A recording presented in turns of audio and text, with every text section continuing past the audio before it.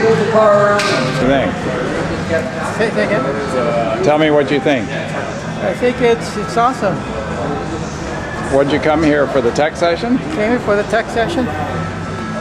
Good. Co-chairs of Tech for Porsche Club. If you have any ideas after the tech session here for further techs during the year, please stop to see one of us for some inputs. We also are happy to have a tech session in conjunction also with the BMW Club. So we kind of have the idea of both clubs being together. And then if you look in that brochure, there's a host of other services we offer, from detailing, clear grout, window tint, wheel repair, interior repairs. Like I said, if it's cosmetic, we do it. So without further ado, I'm going to have Gary come over here. He's one of our dent techs for Bumper Dock. No. Well, if you look down the side, there's a little ding right here. Oh, yeah. You see it?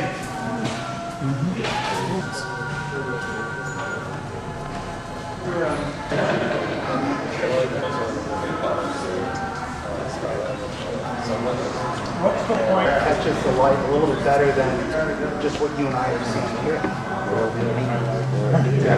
It does. And when I push out on the metal, it'll bend the edges of that light and photograph the tip of the tool right through the skin of the car. So I can see pinpoint accurate exactly where I'm pushing.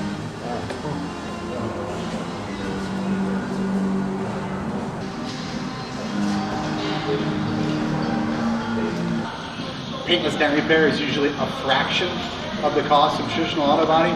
If we had to refinish that panel, and being that it's within 10 inches from the panel adjacent to it, it would be refinishing that door and blending into the front door, and almost $2,000 later, it's fixed. Paintless dent repair, you're probably looking at, for that size of a dent, $95, $125 in about an hour's worth of time, instead of 2 days of your car being out of service due to, going through the traditional auto body process. That's a good question. Did everybody hear that question? He was essentially asking, do insurance companies cover paintless dent repair?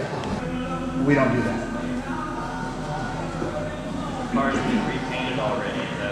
Edge of the panel, would it work? Unfortunately not. Paintless dent repair has its limitations, and the reason for that is all of these panels, they're heavily reinforced all the way around the edge with a double wall steel. Same thing on this handle, as people are pulling on it. Same thing around a fuel door, the fuel door opening, it's heavily reinforced because you're sticking a fuel hose in there. So unfortunately, if it falls within those parameters, it's not paintless dent repair. If it's driving you crazy, then unfortunately it's just traditional auto body. Yeah. Remember I mentioned the Germans created this process years ago, decades ago. A lot of the newer German cars, when you open up the door, inside the door jamb, there's actually access points with rubber plugs, specifically for that. If not, we can pull a light and get inside that quarter panel. Or sometimes we can go right up in the wheel well, especially on a fender. There's a plastic wheel well liner, fender liner. We just pull that down and get up underneath it. So that's a beautiful thing. Sometimes if there's not access, we would actually drill into the door jamb and put a tasteful... You need to have something that's relatively sharp so you can get through that layer to the skin. Do you use just that same tool? Oh no, I've got a whole box full of it. Show you how we, and hence the name Bumper Dock. Keep in mind that, I'll wait until everybody's over here and now I'm continuing. Metal body panels, which again, that's back to traditional auto body, okay, where plastic is fairly artistic. So I'm going to turn it over to Aaron right now, and he's going to explain the whole process from stem to stern. So, well, basically, metal, and Gary showed you how we push out metal dents and small dents. Plastic's a lot more easy to work with. So I can use heat, and for instance, this bumper here has a pushed-in corner dent. I can see.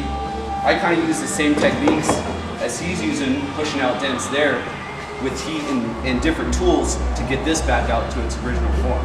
And then we use light fillers to recreate body lines and make it completely perfect. So the heat softens the plastic, Basically, make it more pliable. it's the same method. I would stretch this, get it as close as I can together, V it out, and then if you look at this bumper here, this is the next step over that. What I'll do is I'll V out that groove, and this is called a stitch weld. Now, the reason being a stitch weld is I drill holes on both sides of it, and down to each end.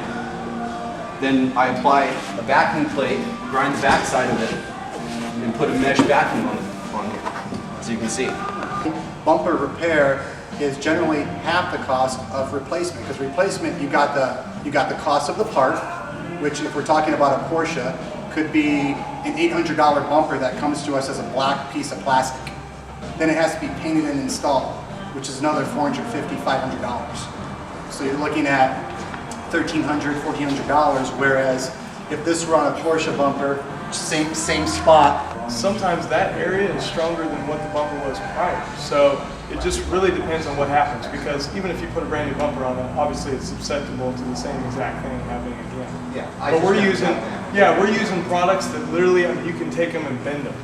You know, epoxies and all these different stuff that they have multiple chemicals in them designed to be able to flex just for that reason. Now, if one of these guys finish is a little different, you know, when the OEM parts straight from the dealer line up perfectly, you know, the seams of the car are 100%. You're going to buy an aftermarket part, you're going to have them where they're sticking out a little bit and they just don't look right, you know. But some people on maybe a 98 Honda Accord aren't going to be concerned with that, you know, because they don't want to spend a lot of money.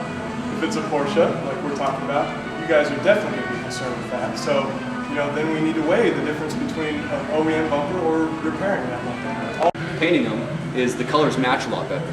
You know, if you're getting sprayed with waterborne from the dealer, and I'm spraying waterborne here, 90% of my colors right out of the mix is going to match. You know, it's a lot less work on my side to have to sit there and tint the colors and make it match good, to where 90% of the time I can spray that color out and it already matches. What if you got it always a custom color? So, you know, depending on the wheel, you know, some wheels are custom colors just because you took a factory wheel and painted it. You know, there's a lot of people that do that, but typically, yeah, a lot of the wheels, you know, there's even 3-stage paints, which I don't know if anybody knows what those are, but if you see a newer Lexus that's a really bright, crazy white, it's because it's what they call a pearl white, where they're laying basically a 3-stage paint consists of a base coat, which is just a background, basically. It's like a white background, and then they put a pearl over that, so the pearl's laid on top of that, and then the clear. There's wheels where they call it a hyper silver, where it's a crazy 3-stage silver that's on a wheel. And that's where it gets a little pricier, but to answer your question, all wheels are custom colors, every one. They literally have to sit there, because, you know, sometimes somebody's had them repaired and didn't even know it. You know, you might have bought a used car that was, you know, a dealer had a mobile guy coming in parts on the hood or the fenders or on the bumper.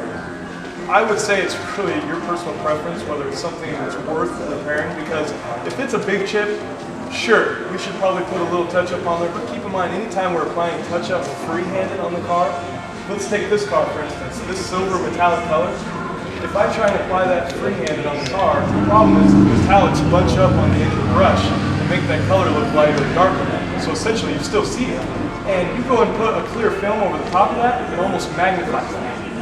So, you know, I was telling the folks a little bit ago out there on their car that they have such tiny little chips, I wouldn't even mess with them. Just put the film right over that. If they're a big noticeable one, yeah.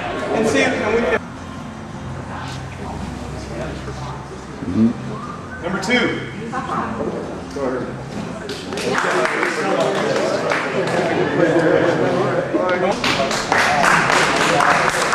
Roller coaster, yeah. Number 1. Oh. You made it out today.